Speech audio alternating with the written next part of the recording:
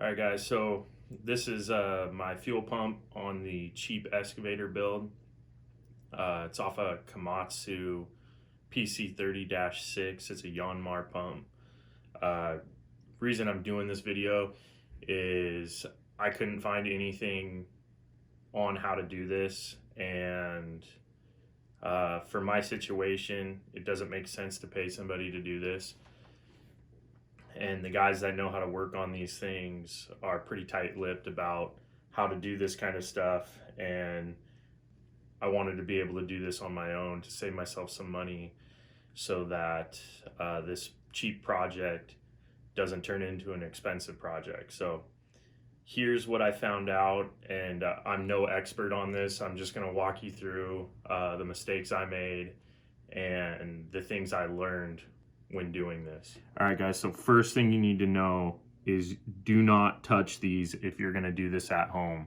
This is pretty much most of a rebuild except for this part, and you just want to soak this pump in. I put it in mineral spirits and cleaned it out best I can. If you take this to an injector place, they're going to remove all this because they have the equipment to realign these things, and this is your adjustment. So I didn't mess with these. I knew enough to not screw with this. If you mess with this alignment, you're going to have to go to an injection pump mechanic and have them put this on a bench and have it recalibrated. So that's first thing to know. Otherwise, you can just gut this thing aside from this.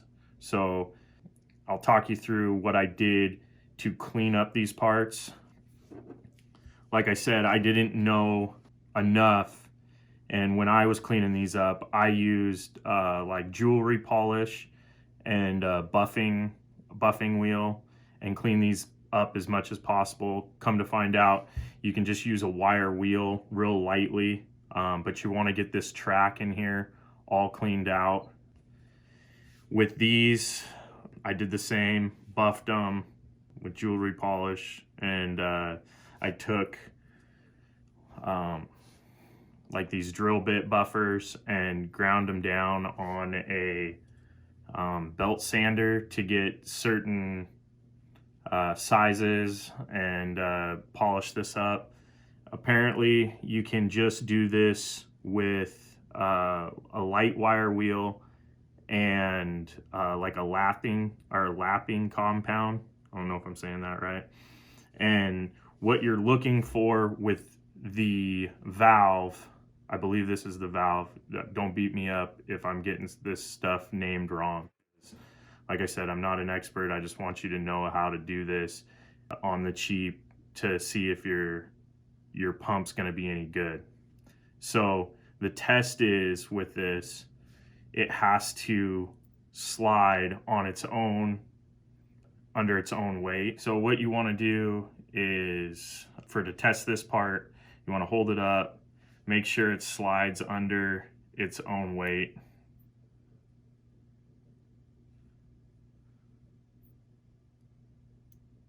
Okay, so it passes that test for tolerance. Now, what I don't believe the book tells you is you want to put your finger on the hole in the back and check it for that. If it drops out, you're out of tolerance, so you're going to need a new part. So this valve seat passes. So when you're cleaning up, if that does that, you're good there.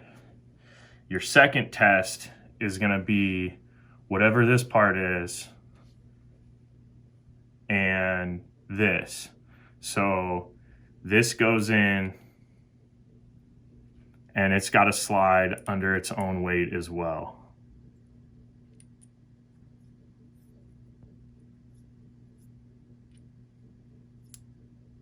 Okay, so you're good there. Now you got to plug up this hole on the back and the bottom hole,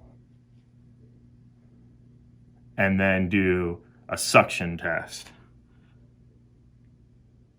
All right, so we're good on on these two parts. So that's how you check that. Now, when you put this thing back together, you have your marks on this. I don't know what any of this stuff's called, guys, so this is just to help you out. This would have saved me so much time. You have your mark here, and you line this up with these recesses right here. And I'll walk you through doing one of these hole setups in here and what the order is and how to go about that, and then what the pump should do when it's all done. All right, so another thing to note is when you take this pump apart, make sure you know what label them 1, 2, and 3, and then don't get these parts mixed up. Like I got these bucket or these bins like full. It's 1, 2, and 3. They're gonna go back together exactly the same with the exact same parts and the exact same holes. So that being said, your first is to do the top. So it's going to consist of this part, and you're going to want to put some sort of grease on this copper crush ring.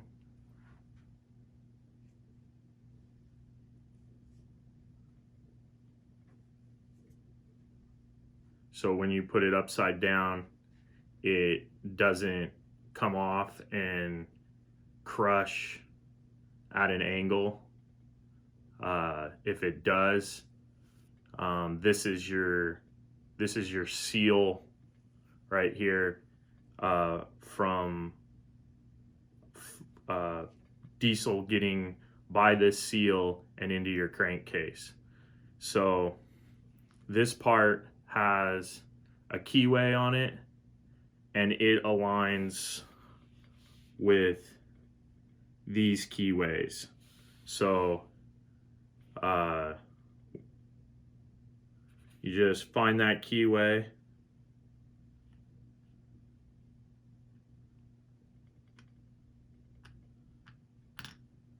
make sure that gets down in there. And some of this stuff's tricky to find the correct orientation, and you might have to pull it out a couple times until that seats correctly.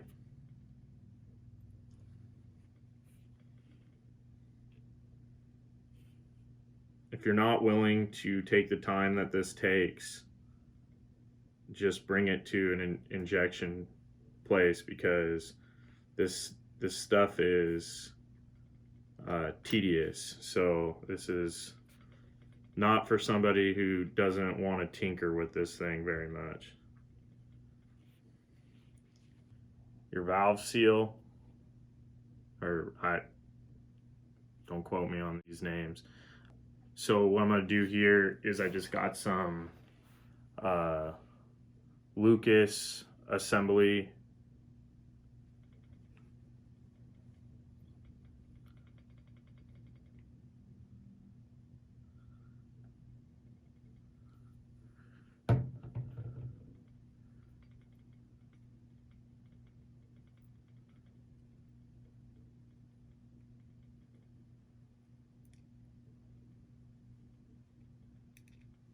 This stuff's pretty thick. I don't know. I was told that to lube everything when I put this back together, but it seems pretty tacky. I don't know. Maybe I'm going to be screwing this up too. But put that in. That just goes down like that. You have another crush O-ring or copper washer. You'll need like a little pick or something to do some of this stuff. And then it's your spring, goes down in there like that, and you're gonna have an O-ring. These O-rings are cheap. Don't skimp on them. They're like $1.50 from your pump mechanics or wherever you get these from.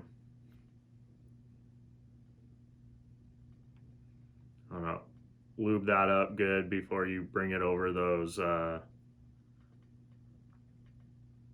threads, so you're not damaging it at all. And so you got your spring in there. Make sure that seat's on top of there, and you don't accidentally knock that copper crush washer off.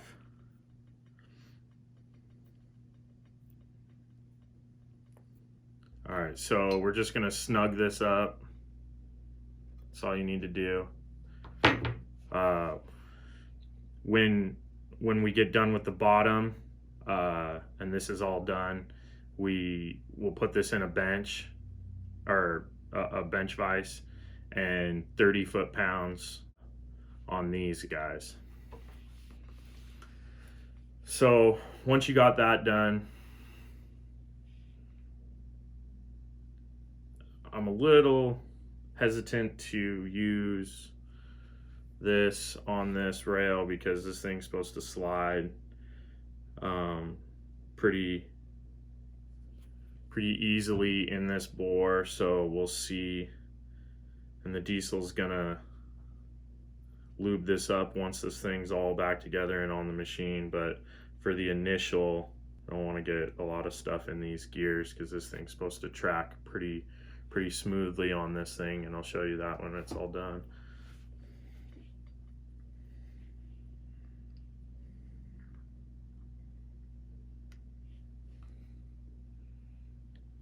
So once you get that done, you'll need flashlight, which I forgot to bring, to see these marks in here, and we're trying to line up this hash mark on this thing. So, and you'll need like a needle nose for this.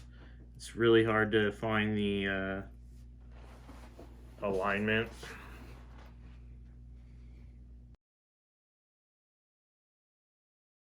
Now that you got this in alignment, the next step is the spring cap. And this goes down in the bore like this to receive the spring.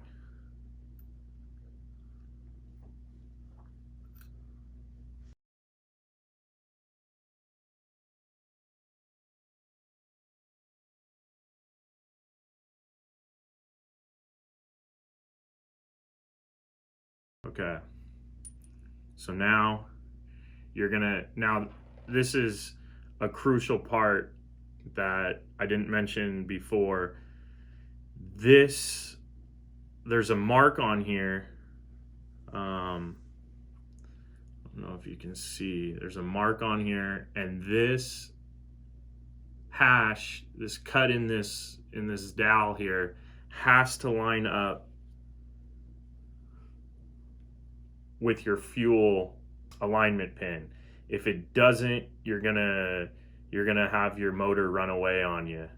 So, and it's real tricky to get this to seat, so you got to kind of wiggle this back and forth to get it aligned correctly, and I'll show you how that goes. And so you want to put this on, this right here almost looks like a valve, but so I got the orientation,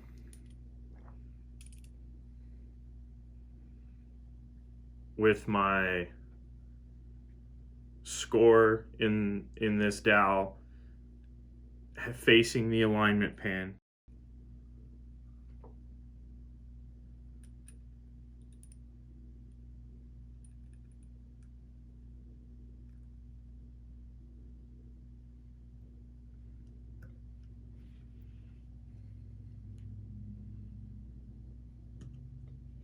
Okay. You almost feel like a little little pop when you get it in there. And if you don't have that in like that, it's not going to allow you to get whatever this thing's called. And so this thing, you align this to where your pins, your locking pins are. This is how that is. And then I'll end up lubing this actually. So that goes into that bore. And rub some lube on that. And then this just goes in like that. Put your finger through the bottom and get that aligned so that seats in, and then that's how you have that built. And I'm just gonna smear some lube on that. This is probably where you want the real assembly lube, where this rides on the cam inside the motor. So I have that, and then this piece just goes in. Make sure your alignment holes are close. Okay, so when I adjusted to show you guys how to do that, I lost alignment on this spring here where the valve goes, seats in.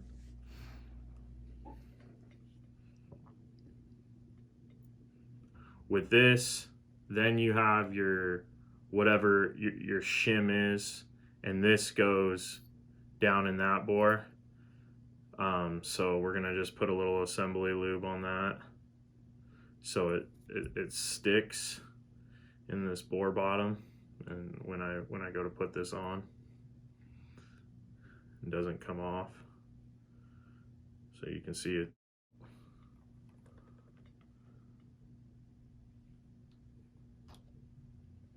Okay.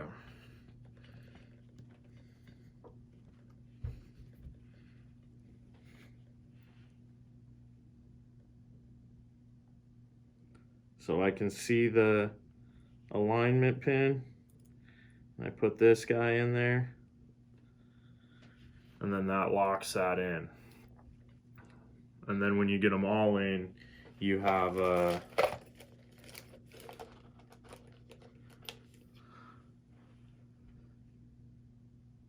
this guy that slides in and locks these set pins down, and then this thing goes into the set hole right here.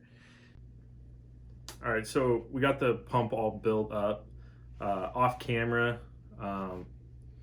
I tore this thing down again and rebuilt it, washed everything off with parts cleaner. This Lucas, do not use this on rebuilding this pump. It was too sticky.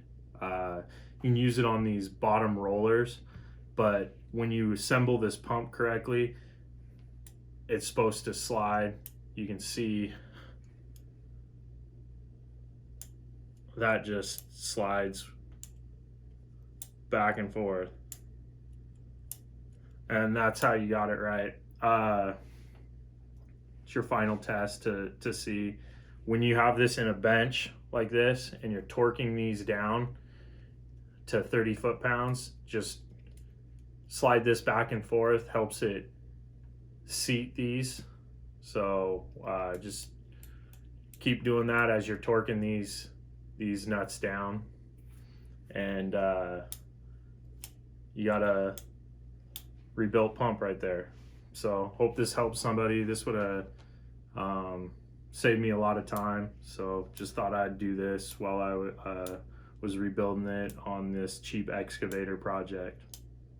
All right, thanks. Like and subscribe.